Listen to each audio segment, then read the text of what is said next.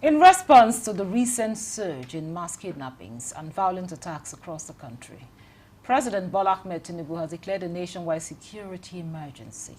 This bold move aims to tackle the worsening security situation head-on with a massive recruitment drive for the police and army, as well as the deployment of forest guards to flush out terrorists and bandits. The president has also ordered the withdrawal of officers from VIP guard duties to be redeployed to conflict zones after undergoing crash training. Join us on Nigeria Today as we delve into the impact of the nationwide security emergency declared by President Bola Tinubu, looking at its implication, the measure being taken to address the security challenges, and what this means for the safety and well-being of all Nigerians. Thanks for joining us on Nigeria Today. I am your carrier, Clinton.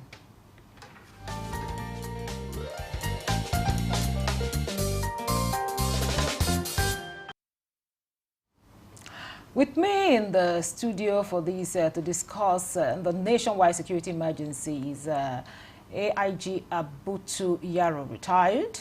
He's a fellow of National Defense College, Lokoja. Nice to have you in Nigeria Today. Thank you. Good evening. And also joining us via Zoom is Dr. Yahuza Getso. He's a security expert. It's a pleasure to have you on Nigeria Today. Thank you for having me, Karen. We'll just go straight into the issue. I'll start with you, Dr. Getso. Talk to us about what is your perception about this, this declaration of this emergency, security emergency nationwide. What do you think about it? Well, first of all, my perception in relation to this is, first of all, the President and Commander-in-Chief of the Federal Republic of Nigeria, President Bola Ahmed Tinubu, deserve a clap and a commendation from all Nigerians. And also, I commend him for also withdrawing, giving instruction for the withdrawal of the police and other details from the BIPs. It's very, very important and very, very necessary. And it is really coming at the right time when we are really in need of it in the country. And at the same time, the issue of massive recruitment, yes, of course, I commend him for so doing. And at the same time, also deployment of the forest guards to the affected areas to deal with the situation decisively to flush out the criminals. However, I have a concern. The concern is, what is the total number of the personnel in the forest guard? All of them in number. What is the number? The number is too meager to attend to even 3 local governments out of the major local governments that we have the challenges. So the number of Okay, well, we lost him there, but when he comes back, definitely we'll finish what he started. So now, Mr. Yaro, talk to us. Of course, he was telling us about what his perception is. I want to get your own perception on this issue. Yes, thank you very much. My perception aligns with his, and it is still in line with the perception of most discernible Nigerians. To those of us who have been in the security environment or security management environment in this country for the last 40 years, we've never had it so good in terms of policy infusion into security re-engineering, as President Bola Ahmed Tinubu has done through this special policy advocates. And I believe it is still an extension of the new hope agenda in security service delivery of this country. A month or 2 ago, there was this same government policy that was designed to ensure that training facilities in security training institutes, especially police training institutes, were updated and upgraded in order to take care of the emerging challenges. And now the president has furthered that action by declaring security emergency, which is the required political will to turn around the insecurity climate in the country. And as far as we can recollect, or I can recollect, we've never had it in this way in the last 20, 40 years. I commend the president and his team. And I believe we, the ordinary Nigerians, who team up with the presidential proclamation and initiative in order to make this project or this concept to become more productive, very enduring, and having the capacity to mellow and manage the ravaging terrorism or criminality in our country. So I thank Mr. President for this initiative, and we're in full support, and I encourage other Nigerians to do same. So, Dr. Getso, if you're there, now, of course, I know you were saying something about this, but for us to, continue, go ahead with, before you continue, and of course, in addition to what you want to say, now we are beginning to see a trend. It's not that it's alien, it's been happening, but this time around it's taking a new dimension. We see massive, kidnappings going on. In your view, what are the factors fueling this trend of insecurity in our country today? Well, the factors can be outlined in 6 items. 1, complicit. 2, compromise. 3, sabotage. And even the sabotage can be seen in 3 aspects. Saboteurs within the room at the back of the curtain, and also the political saboteurs who might be an opposition group or who have an ambition of what they want to achieve. So they are sabotaging the efforts at all levels in order to kind of push the chaos so that the attention of the President Bola Ahmed Tinubu and his administration, as well as the attention of other governors who are doing very well or who are willing to do something very well, will be diverted, will be kind of something like that. And then number 4, the policy. Up till now, we don't have a policy, a unique policy that has been enshrined and have been presented and enacted in fighting the insurgency, especially in fighting the kidnapping and banditry, bedeviling the northwestern part of the country and northeastern part of, north central part of the country. Well, there may be preparatory policies, each and every governor here and there. There is also number 5, inability of the governors to be responsible, because the governors doesn't seem to be really responsible and honest. There is no sincerity in purpose from the governors themselves.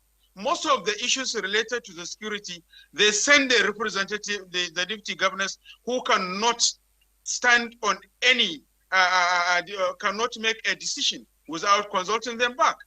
So these are the complex issues. And then there is also confusion. Who really owns, in the Constitution, it is the federal government that is responsible for securing lives and property. But when you look at what is happening, the local government chairmen are taking over in some part of Katsina, and then in some areas, like in that of Niger, many.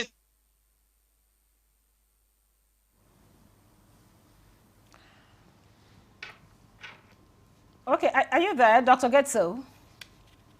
Oh, okay, we lost him. The network issues there. We have network issue. Now, Dr. Getso has, of course, outlined some of the issues, that are some of the factors that are fueling this insecurity. Now we have the president declaring, that more recruitment be done. We have the additional for police in total 50,000, and we'll talk about the, the military, the army. Now, talk to us. To what extent will this recruitment help in addressing this security challenge that we have? Well, it will help in many ways. And one of the ways is, first, who are we recruiting? 2, what are we putting across to the recruitees? We must be able to develop policies and scope that are sufficiently attractive to engender patriotism. As I speak, some former police officers are still blocking the gate of the National Assembly, complaining bitterly about their pension and gratuity. That is a very dangerous and discouraging phenomenon to recruitment of new elements. We must make recruitment to be a total package. Recruitment, in my own understanding, is a totality of processes which include redefinition of welfare packages, take homes, and end of service deliverables. We must use this opportunity of our security emergency to outline specific and attractive take-home package for policemen and military. In my view, we must develop a policy like, for example, says, look, come and do constable for the Federal Republic of Nigeria. We'll give you 150,000 naira monthly. Come and do army private for the Federal Republic of Nigeria under our serious emergency. We'll give you 180,000 naira monthly. And when you do our services for 15 years or 20 years, creditably, even if you leave service, you are wounded, or even if you are dead, your take-home pay for the rest of your life will be there. We must add all those valves to the communication we are making so that we don't derail into the abyss of the past, so that we don't get men and women who just want to come for recruitment because of the temporary inconvenience without having the mindset of vocational commitment and patriotism. This is the time for us to outline these factors. And those who are put at the National Assembly gate waiting for their pay, we as a country must be able to look at what are they saying. Let's make them to be comfortable so that others will come and join in droves.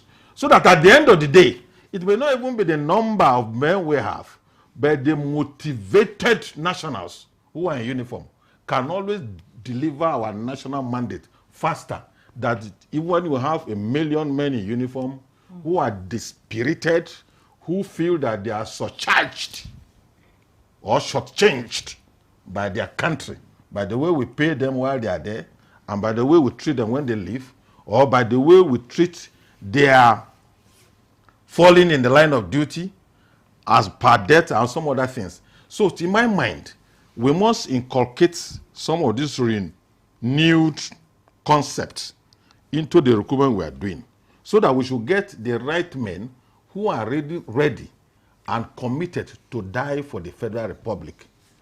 If that element is not enunciated or redefined in the steps we are taking, we may still be retarding with respect to capacity, to capability, and to deliverables.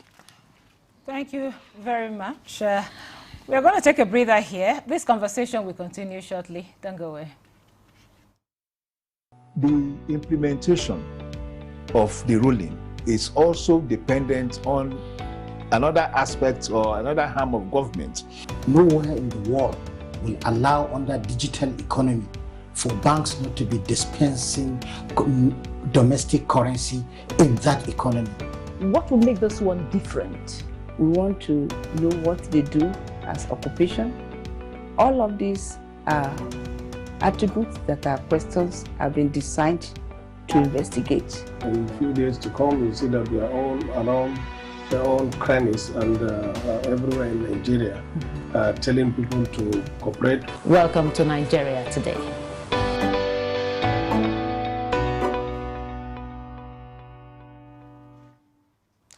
Welcome back. This is still Nigeria Today. We are talking about the nationwide security emergency as declared by the president. And we have two gentlemen, one here in the studio and one via Zoom. Now, Dr. Getso, I don't know if you're there, but you were telling us some of the factors that have been contributing immensely to these, security challenge you're experiencing right now. So I'd want you to finish what you were saying so that would also look at other issues as you've raised. Okay. Yeah. Number 5, corruption. The corruption bedeviling the nation, which really affected all the sectors of the economy, all sectors of the security agencies, the complicit is very, very necessary for government to look into that. And at the same time, we also need to look inwards, the issue of welfare, personnel welfare, which has been discussed by the gentleman in the studio, the senior colleague, that is the retired AIG. I commend him for stating and making that very explicit. I hope those at the helm of the affairs will listen and take it very serious. I find it very, very difficult sometimes when you see a policeman, or when you see a military, or when you see the compromises by even the all the security personnel, especially when they are relating, when they are working with the local government chairman. And at the same time, we must also revisit how we manage the local government administration funds. Because inability to deliver those funds to the local authorities for the utilization at the local level, for the purposes it is driven for, is really making it very, very difficult, and will continue to make it very, very difficult. And we will find it very, very difficult to address the security challenges, especially at the macro level. Yes, of course, we are talking about recruitment. The total number being given by the president is highly commendable. However, it is really not adequate. 30,000 cannot go anywhere, and I don't know which strategy will they use in distribution of this total number of 30 or 50,000, whatever. As far as I'm concerned, besides the total number that will be engaged into the formal system of our security, we also need to initiate a kind of a spider network of volunteers, whereby probably we'll use the recruitment strategy, the leadership recruitment strategy, to recruit volunteers that will be engaged. By engaging minimum of 150 youths per polling unit, if you have 10 political ward, 150 times 10 in a political ward will give you 1,500. And then when you multiply it to the total number. Thank you very much, Dr. Getso. Of course, there are some issues that you raised that, of course, like you rightly said, Mr. Yaro here has also raised and spoke extensively about it. Now, I want to, us to look at another area.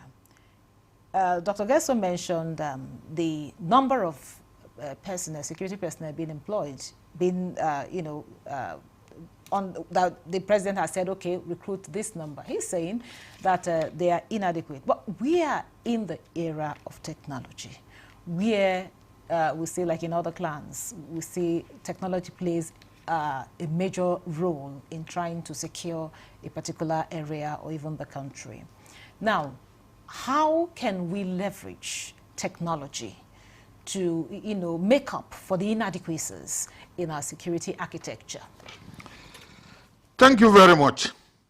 Since I believe that the government policy is security emergency, it incorporates equally manpower, technology, platform, welfare, and etc. Because a holistic approach is the definition, in my view, of what is being said. Recruiting 30,000 men and women equally means making it possible for them to operate with platforms. And the modern platforms of fighting crimes and criminality is actually technology. So I believe, without preempting the authority, the technological component as a working tool for our envisaged 30,000 new hands or new boots on the ground is in the working.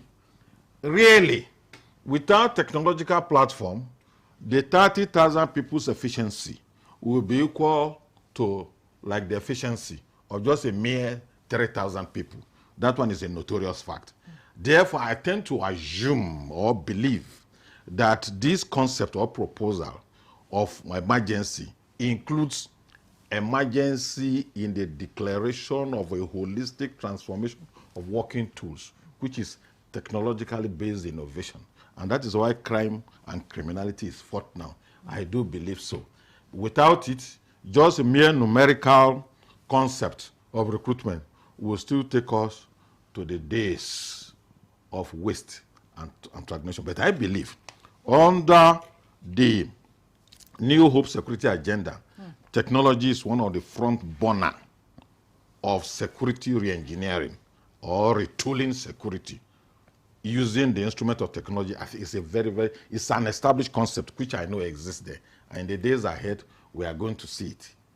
Therefore, I'm still very, very hopeful that this innovation will provide the necessary solution to our problem of the moment.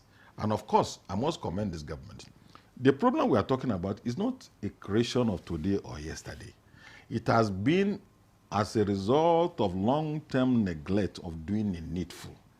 If in the previous past, we had this kind of innovative presidential declaration of security, certainly the level of decay that has become so solidified today couldn't have arisen. And that's why I said that in my introductory comments that we must give a kudo to the President of the Federal Republic, and we shall support him to ensure that the ideas behind this philosophy and this new change is materialized in any way possible. And I enjoy all Nigerians to come on board and support this scheme. Thank you very much. Dr. Getso, you have, initially you mentioned the inadequacies in the number of security personnel being, recruited, even the ones that are there and the ones that are being, the president has given directive that should be recruited. Well, but then again, you would agree with me that these insecurities happen in areas where, in our communities. Persons in the communities know some of these people. They see them. As a matter of fact, let me not go into all of that, though. Some of them are known, and the community people, as a matter of fact, know them, So then, what is the role of Nigerians, community persons, in trying to tackle this issue of insecurity? Because it seems that some of them have accepted the situation and they are relaxing, not even coming forward to give information to the security operatives. Well, I quite disagree with you in the case that Nigerians are not providing information. Nigerians are so proactive, now, despite the fact that there are a lot of challenges because of some of the unscrupulous element among the security personnel or the security managers who normally expose the whistleblowers or those who provide them with information as at when due or any time. But the problem is Nigerians, I receive information from the spread of 774 local governments almost on every minute, every hour, every 15 minutes, 10 minutes, 30 minutes. In the midnight, I receive too many phone calls, SMS, WhatsApp messages, Instagram, Google, and so on and so forth. So Nigerians are really committed and they are willing, but their trust and confidence need to be rebuilt. Especially at the same time, in the course of declaration of state of emergency, we also need to look at our border communities, the engagement of the border communities, border synchronization with our bilateral borders, and also we also need to look at the issues around our immigrants, the immigrants, those who are in the country, the foreigners, because they are contributing either directly or indirectly, by the way, in fueling the insecurity and rising the menace. And it is also, there is much need to kind of find a way of re-engaging, rebuilding the confidence and trust by realigning and revisiting the relationship between the security personnel and the communities. Thank you, Dr. Getso. I will have to stop you here. I really wish we had more time to do that. That was Dr. Yahutsa Getso, a security expert. Thank you so much for coming on the program. And of course, I have the AIG Abutu Yaro, retired fellow of National Defense College, Lokoja. Thank you so much for coming. National Defense College, Abuja. National Defense College, yes, Abuja. Yes. Thank you so much for coming. Thank you for having me. for coming on the program. And thank you for being part of the program. I am your carrier, Clinton. Goodbye.